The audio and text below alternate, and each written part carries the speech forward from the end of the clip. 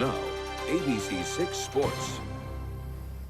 8-1 to start the season in October. The best start in franchise history for the Boston Bruins. The band being back together has really worked well so far. Tonight, the Bees facing another team that's kept its older core intact. Hoping to make one more run at a cup as well. The Bees taking on the Penguins in Pittsburgh. Pens came in losing 4 straight, so struggling lately. Boston looking for a 6th straight win. It was a 1-1 game in the first, and it's a newer guy, Jakub Lauko, his first NHL goal. We've seen him do that in Providence. Off the feed from Nick Foligno makes it 2-1 Bees. Second period, though, was a bit of a disaster for the Bruins. They'd give up the lead early in the stanza, and the Penguins scoring 4 unanswered goals, topped off by the Ricard Raquel snipe here, beating Linus Ullmark, makes it 5-2 at the time. But how about the Bruins? Down 3 goals, they rally, and with the goalie pulled late in the third, Taylor Hall finds the loose puck in front, sweeps into the cage to tie it back up at 5-5. That forces OT.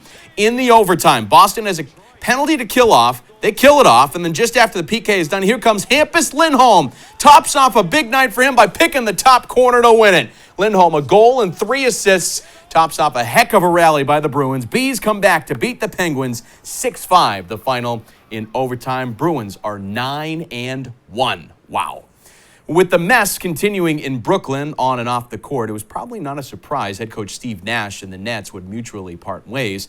But then the news extended a little farther Tuesday, and now it looks like the team already has its sights set on its new coach, Ime Udoka.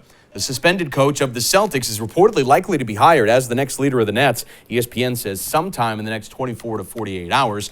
Reports say the C's are not requiring compensation from Brooklyn if and when the Nets hire Udoka away from Boston. He's currently benched by Boston, as you know, for the year for his improper relationship with a female subordinate in the Celtics organization. But the C's are not reportedly standing in the way of Udoka heading to the Nets, where he was an assistant under Nash before coming to Boston. Brooklyn, with Kevin Durant and Kyrie Irving, off to a 2-5 start. Man. It was a quiet Tuesday for the Patriots, even though the rest of the league had a lot of noise with the NFL trade deadline passing. We'll get to that in a second. The Pats were not involved there. The team was settling back into a normal week and normal routine. So, as with most Tuesdays, this was a day for the staff to look back and look ahead. The offensive coaches taking a look at the performance of the quarterback, Mac Jones, and how he did in his first full game back from injury. We had heard Bill Belichick say he thought the QB did a nice job against the Jets. Tuesday, that was echoed by offensive assistant and QB's coach, Joe Judge, who looked over the film. There are decisions he has to make within the game that don't show up as a positive just to the casual fan watching it, okay? And you don't draw up plays to throw the ball away, but you talk about situational football for a quarterback. It's making the right decision at the right time for the team. And again, it's not always the stuff that, you see on, the ESPN highlight reels. A lot of times the stuff you see in the film room where everyone else gets to say, hey, that's really a smart play. Pats get back on the field Wednesday to begin their prep for the Colts Sunday at 1 o'clock in Foxborough. As we mentioned, it was a quiet trade deadline day for the Patriots, but a lot of activity around the league, including in the Pats division. The AFC leading Bills dealt for running back Nyheim Hines from the Colts. The Dolphins, though, with the big winner, sending a 2023 first-round pick as part of a deal to get pass rusher Bradley Chubb from the Broncos. Miami also dealt for running back Jeff Wilson from the Niners, so adding on both sides of the ball.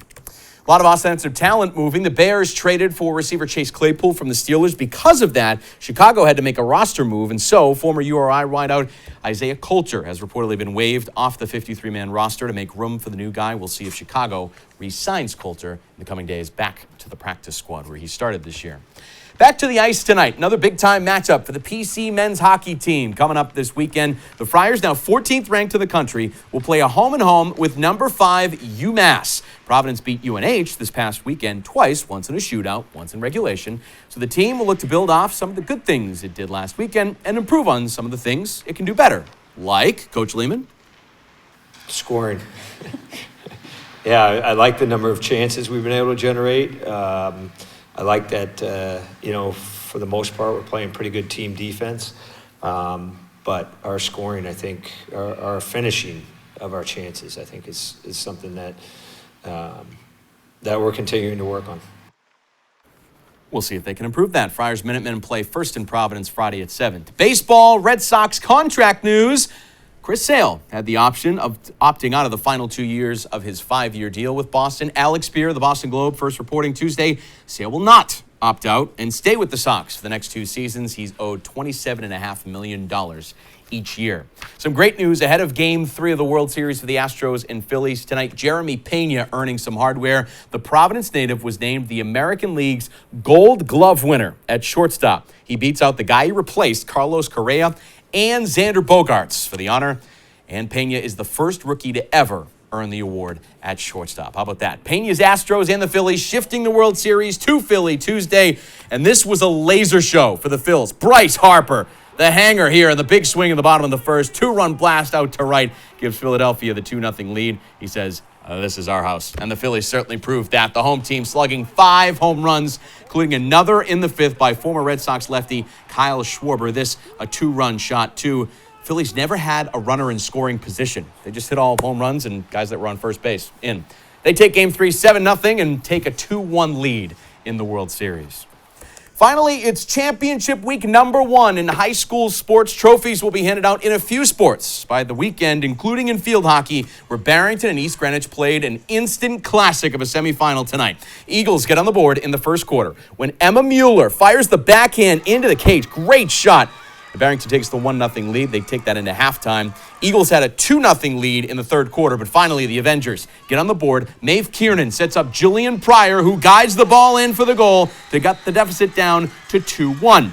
Then in the fourth, EG trying to tie it. And here comes the dangerous Alex Mega. And Megatron has her first goal of the night, ties it 2-2. The teams would play through 2 overtimes all the way into a shootout. In that shootout, here's Mega shooting for EG third. How about the nifty stick work? Carries the ball in, flips it over the keeper and into the cage. Avengers score twice, Eagles scoring once. So, needing a goal in the 5th round to extend it. But Layla Cameron comes up big with her 4th stop of the shootout for EG.